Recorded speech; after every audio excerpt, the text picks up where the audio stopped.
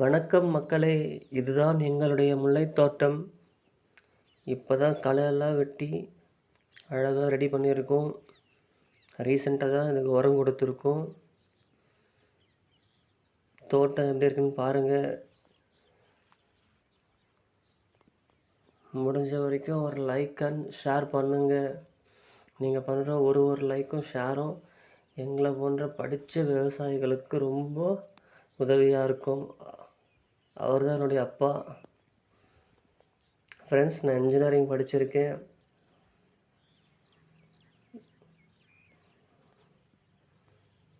இப்போ விவசாயம் தான் பார்த்துட்ருக்கேன். Please support me friends.